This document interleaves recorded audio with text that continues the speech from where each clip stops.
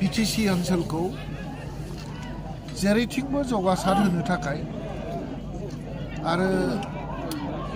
बे बिटिसिआव थानाय सुबुं माहारिखौ जौगासार होनो थाखाय जि बड'फा उपेन्द्रनाथ ब्रह्मनि दैदेननायाव मास मुभमेन्ट जादोंमोन आरो बिएलटिनि दैदेननायाव जि मोनसे संग्राम हाथियारनि मोनसे दावहा जादोंमोन बे दावहायाव जाय जोहोलावजोफ्रा गावनि बेसेन गोसा जिउखौ बावनो गोनां जाबाय बे जोहोलावजोफोरनि मुङै बे ट्रफिखौ जोङो आरम्भ खालामनाय जादोंमोन आरो गेलेयै देग्लाय बोसोराव 25 बोसोर जाबाय सिलभार जुबलि बोसोर बे खेलानि गेजेरजों बिटिसिआव थानाय गासैबो रायजो राजाखौ खौसेथि अनलायनाय मोजां मोनलायनाय आरो बुजा फरानि गेजेरजों बिटिसिनि फारसे थानाय जिथु दायबद्धता बिटिसिनि जिथु जौगानाय आरो बिटिसिखौ गोजोनै लाखिनाय जि हाबाफारि बे हाबाफारियाव बे खेलानि गेजेरजों जथेस्थ' जोंनो मोनसे बारहावा लाबोनो हादों आरो जाय जोहोलावजो बिथांमोना गावनि बेसेन गोसा जिउखौ जाथिनि थाखाय देशनि थाखाय आरो बे बर' माहारिनि थाखाय बावगारबाय जाहाथे बिथांमोननि जिथु माने बावसोमनाय जि मोनसे हाबाफारि बा बावसोमनाय जि मोनसे गोसो बे गोसोखौ जोङो अरायबो जोंखौ थुलुंगानाय मोनसे हाबाफारि लानानै बिथांमोननि जि सेक्रिफाइस बे सेक्रिफाइसआ जोंखौ थांनानै थानायनि बा खौसेयै थांनानै थानानै जाथिनि थाखाय आरो ओनसोलनि थाखाय खामानि मावनायनि जे मोनसे बोसोन हिसाबै बेखौ जोङो गोसोआव लानानै जों अरायबो बिथांमोनखौ जोङो जाहाथे बोसोरे खेबसे सेलुट खालामनानै बिथांमोननि बावसोमनाय आरो बिथांमोननि सेक्रिफाइस आरो बिथांमोना जोंखौ फोरोंलांनाय जाथिनि थाखाय खामानि मावनो फोरोंलांनाय आरो गोबांनि गेजेराव खौसेथि लाखिनानै सान्थि आरो गोजोननि गेजेरजों जौगानाय लाबोनायनि हाबाफारियाव गावखौ बावसोमनानै खामानि मावनायनि जि मोनसे बोसोन बेखौ जोङो बोसोन हिसाबै जाहाथे लानो हायो आरो बोसोन हिसाबै लानानै जोङो प्रत्येक बोसोरावनो जोङो खेबसे ज' जायो आरो जोङो खेला गेलेनायनि गेजेरजों गासैबो खेलाखौ मोजां मोनग्रा समाजखौ मोजां मोनग्रा जाथिनि थाखाय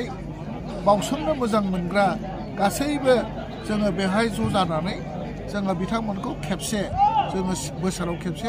सेलुट होनायनि हाबाफारि हिसाबै जों बेखौ बोसोरे खुंबोबाय थादों आरो देग्लाय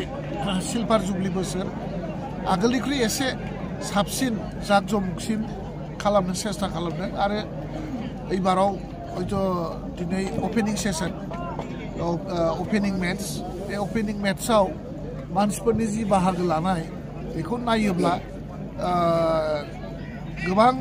रायजो राजाफ्रा बे खेलायाव बाहागो लागोन जों बेखौ आसा खालामदों आरो नोंथांमोननि गेजेरजों गासैबो फुटबल खेला मोजां मोनग्रा जोंनि बिटिसि ओनसोलनि आरो गासै ओनसोलनि रायजो राजाखौ बे खेलायाव बाहागो लाफैनो थाखाय आंनो खावलायहरनाय जादों थ' जोङो फुटबला खालि खेलाल' नङा फुटबला मोनसे गेलेनायल' मोनसे नङा बे फुटबलनि गेजेरजों गावनि देहाखौ गोग्गो लाखिनो हानायनिबो मोनसे सुबिदा आरो बे फुटबला दिनै गेलेनायनिल' मोनसे प्लेटफर्म जानानै थायाखै दिनै गावनि जीबन माने लाइफ केरियार बा फुटबल गेलेनायनि गेजेरजों दिनै गावनि जिउ खांनायनि हाबाफारि साखरि बाखरि मोननायनि माबायाबो माने मा बुङो लामायाबो खुब माने गोजों गतिके जोङो फुटबल गेलेनायनि गेजेरजों गावनि देहाखौ गोजोनै लाखिनाय आरो गावखौ मोनसे बेस्थ'थायाव दोननाय आरो बेस्थ'थानि गेजेरजों गावनि लाइफ केरियारखौ दानाय बे लाइफ केरियारखौ जाहाथे गावनि लाइफ केरियार दानायनि जिथु सम बे समखौ ओरैनो हगारालासेनो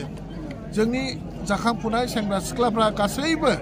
खालि फुटबलल' नङा जिखुनु गेलेनाय माने देहानि सरसा खालामनानै गावनि गोसोखौ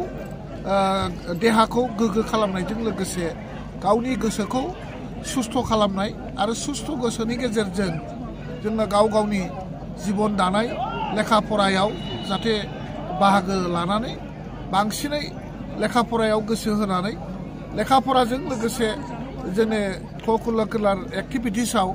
जाहाथे बांसिनै गोसो होनानै जाहाथे गाव गावनि जिबनखौ दायो खेला दुलानि गेजेरजोंबो दिनैनि दिनाव गावनि संसारखौ दानो हानाय साखरि बाखरि मोननायनि बेबस्थाया खुब माने गुवार दा ओंखायनो बयखौबो आंनो खेला दुलायाव बेस्थ' थानो थाखाय आं खावलायदों फरायनायाव खुब बेस्थ'था थानो थोनदों आङो खावलायदों बयबो खेला दुलानि गेजेरजों गाव गावनि समायखौ बेस्थ'थायाव थानानै जाहाथे लाइफ दानायाव गोसो होयो बेखौनो आङो नोंथांमोननि गेजेरजों आङो जोंनि जाखांफुनाय गथ' गथायफोरखौ आङो खावलायहरदों